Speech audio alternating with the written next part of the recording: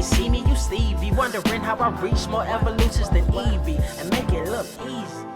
What is up, Earth's mightiest subscribers? It's Blerd without fear. Welcome back to the channel. Alright, so today's video, we're going to be talking about Fall of the House of X, number 5, written by Gerry Duggan, with art by Lucas Wernick and Stefano Caselli, with color by Brian Valenza. So this is the final issue of Fall of the House of X, and it goes out with some pretty interesting notes. This is a series that has largely been more focused on the present day side of things, or not even just the present day, but also more the earthbound side of things, whereas Rise of the Powers of 10 has focused more on the No Place X and time travel and things of that nature.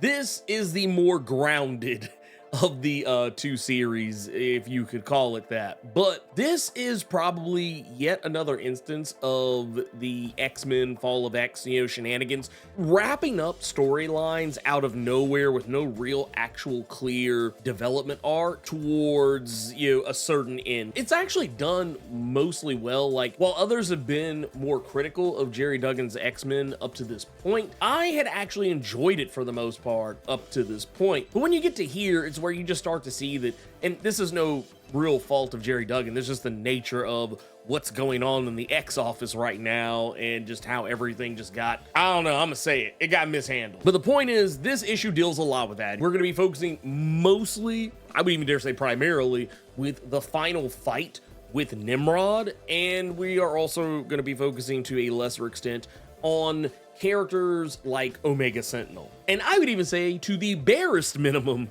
extent, Charles Xavier. Now, I've kind of given you a little bit of a taste of what I think about the story, and the art is as good as it has been up to this point. There are some little things here and there where I noticed that, yes, there are two artists on this book, and I don't really feel it needs it, but I will say that I'm at least grateful that if you're going to have two artists on a book, they should at least be two of the better artists at Marvel whose styles really complement one another. Lucas Wernick and Stefano Caselli, while yes, their art styles are very different, they are not so different that if I did not know that there were two artists, I probably would not have noticed. That said, the art in this is great. Brian Valenza is also doing a fantastic job, even kind of masking a little bit that the styles are different in some places. Ultimately, when last we left off with Fall of the House of X, and by the way, we're getting more to the spoiler side of it, Storm showed up in the previous issue at the very tail end, and you just kind of knew it was over. Like that, the way that it was set up, it was very much like wrestling shorthand, and it's kind of why I introduced Storm in that previous video for Fall of the House of X number 4 the way I did. It's that moment in the wrestling match where the baby faces are getting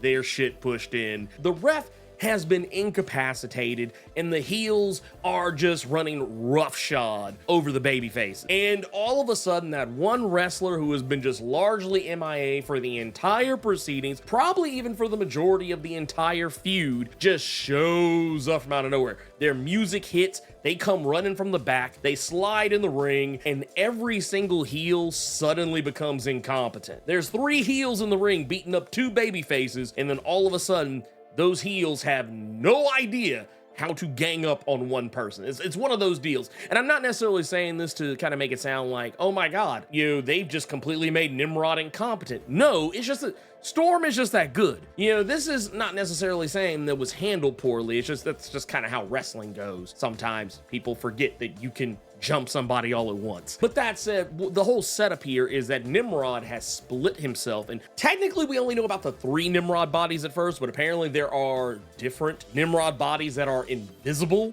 to the naked eye and are just kind of lying in wait until Nimrod just decides that for whatever reason he needs them, and for whatever reason he didn't think he needed them when he was getting his ass literally bent over backwards by Storm. I don't know why he didn't just bring them all out, but hey, it's like I tell people, if every superhero and supervillain could do everything they absolutely could in a story, then some stories just would not be as interesting. That said, Storm shows up and changes the complete and total, and I would dare say entire complexion of the battle, while Nimrod has spread himself across 3 different points and is taking on the various different X-Men factions across the world It is when Storm shows up and then everyone realizes, oh, wait a minute, she is literally lighting Nimrod's asshole on fire, and thus, in the process, saving Cyclops from what I would say is probably one of his more embarrassing potential deaths. This is where everyone else hears the clarion call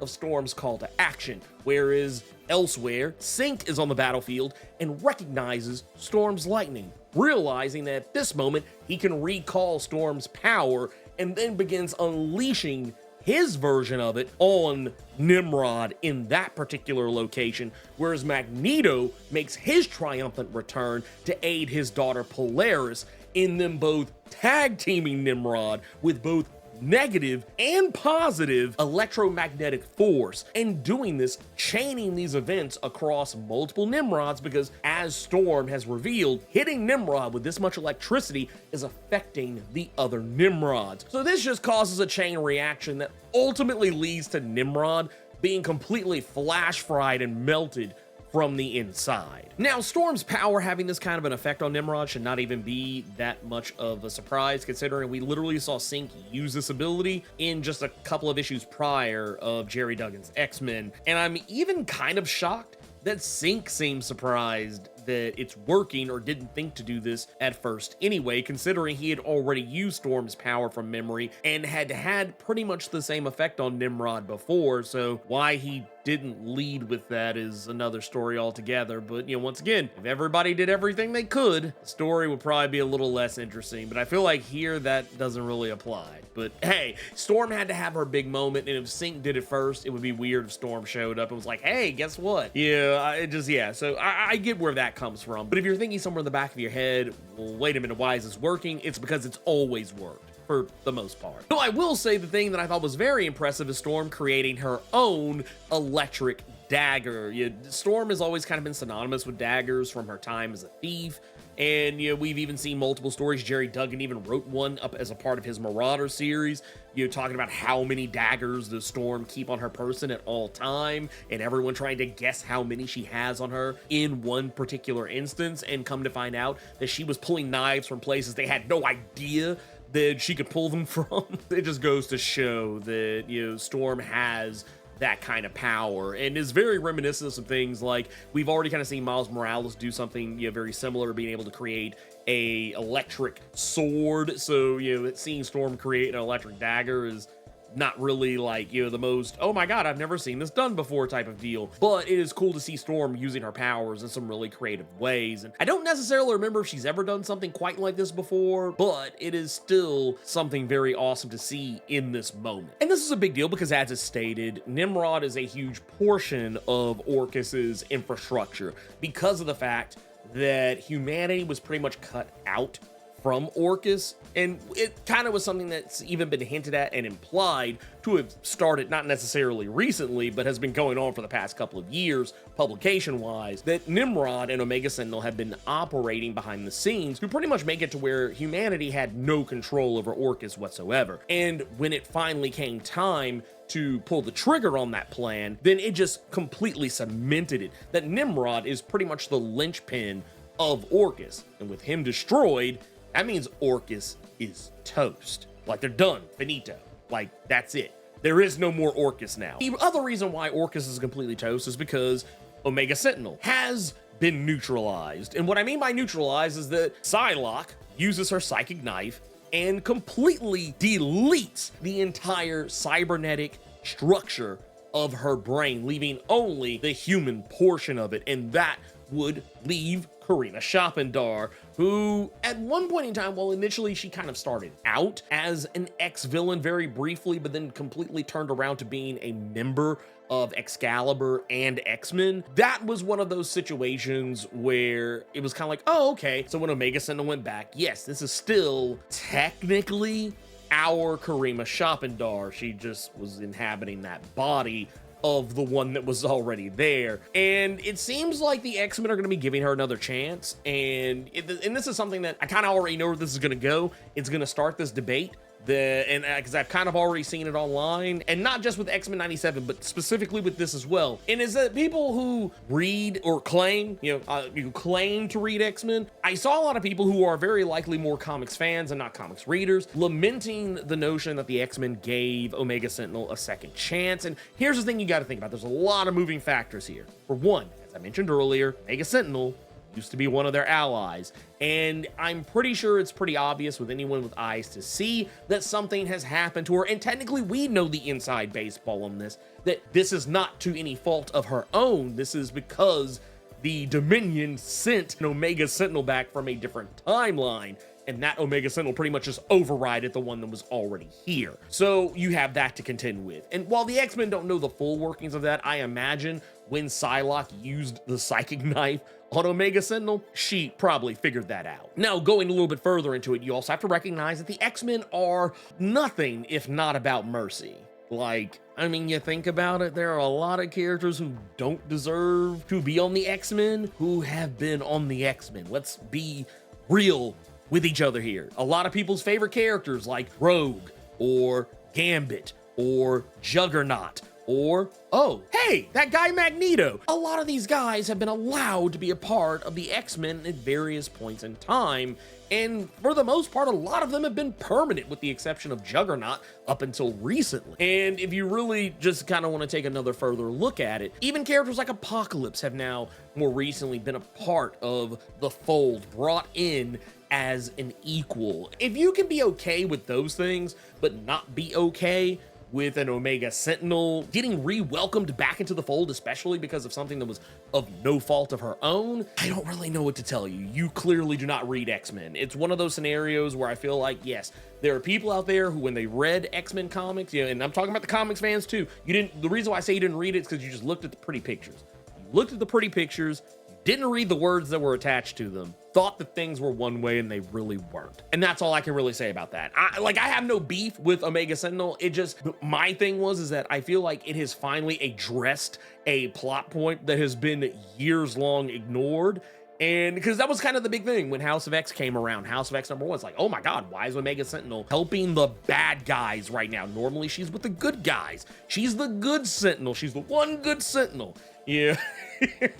It's like, why is she, thrown in her lot with Orcus all of a sudden? Man, what happened? Was there some fallout between her and, the X-Men? Like, was there something we didn't see? And it's like, no, we're just not gonna ever address it until literally it's time for us to wrap all this shit up in the next few weeks. And that's kind of my only real beef with that. And then you get to the whole thing with Xavier. Xavier's whole thing has pretty much been kind of set up for us. He has done some pretty terrible things. He's committed some war crimes here, and not to mention it's public knowledge now to every mutant that Xavier dined out humanity and was technically doing it for mutant kind, of course, but it's now public knowledge that Xavier was on that Fox News bullshit. He knows he's persona non grata right now. And what makes this even more interesting is that when Ms. Marvel and Shadowcat show up to try to find Xavier, which I find kind of funny that they're looking for Xavier in this particular instance, considering the fact that we kind of already know that Shadowcat gave up the ghost on that one, handed over the reins to Wolverine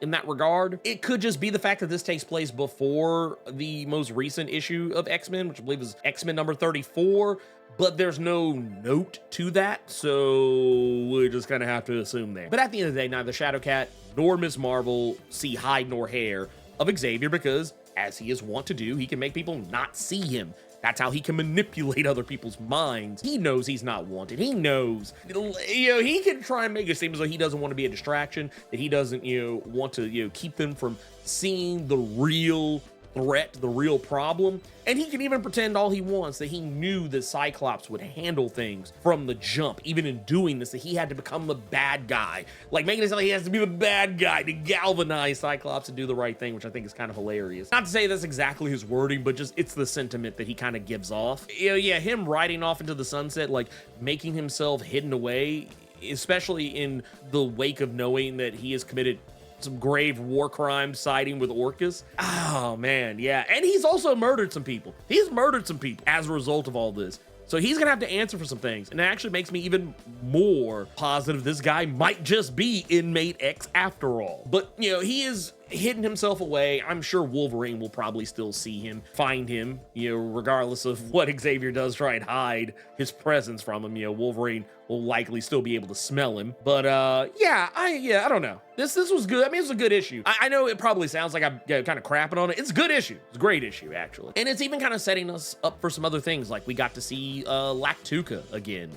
Not to say that we haven't seen her recently, but I mean, it's nice to see her again because sometimes I feel like she gets forgotten about. She helps out with the teleportation, at least in terms of Manifold is perfectly capable of, teleporting everybody, but the idea of him teleporting everyone and not being recognized by the Dominion, because he's, traveling through time and space, the Dominion would be able to see him and maybe do something about that. So, I mean, that's cool too. And also seeing the X-Men reunited with Apocalypse and being, everyone's back on Krakoa and the island is convalescing just fine, and it's a good thing to see. It's a good thing to see. It doesn't seem like there's any beef on anyone's part. And then, we know that Jean Grey is on the way. That's not news. We knew this was coming. If you've been keeping up with X-Men Forever or the Jean Grey series or Rise of the Powers of 10, which is kind of where we can expect to see that storyline, kind of wrapped up, is in these next, actually, they say literally Rise of the Powers of 10 number 5, and what is effectively X-Men number 35, but is actually X-Men number 700. So, legacy numbering and all that. We'll see all that here coming up soon. And yeah, I've been saying this for a while, but yeah, I'm kind of glad we're at the home stretch here. Like it's coming to an end, as it should. Like I said, it's not that I have hated any of the Fall of X stuff. I've been actually quite animated by a lot of the Fall of X stuff, but like just this right here, this right now, where we're at right now, it's just time to get to the next thing. It might sound like impatience on my part, but I mean, like when it comes to all this stuff, I am just way more interested in what comes next. I know a lot of people aren't, and that is your bag. It is not my place to make you feel one way or another. You are human beings and perfectly capable of forming your own thoughts and feelings. I'm just sharing mine. Like, because I feel like every time I have brought it up, like on social media, there's always someone like, well, you're wrong for wanting to be excited for this. And I'm like I haven't, like, I'm not gonna lie. I almost considered deleting Twitter the other day because I was like, man, you know what? There is no hope for humanity. There are people who are just way too terminally online for my taste. And I discovered there's a subsector of X-Men fans, more specifically Storm fans than anything else. But yeah, there's a certain subsector of X-Men fans. I'm just like, I am not like y'all. Like y'all are too much. Like y'all are too much. But that said, yes. Bring on that From the Ashes. You guessed it, obligatory channel outro time. If you're not subscribed to the channel, consider doing so. Clicking that subscribe button and tapping that notification bell ensures that you get more videos just like this one, and you don't miss any of my other content that I drop throughout the week, plus my live streams every Thursday and Saturday. And if you enjoyed the video, make sure you click that like button, keep it plus ultra, and sound off in the comments.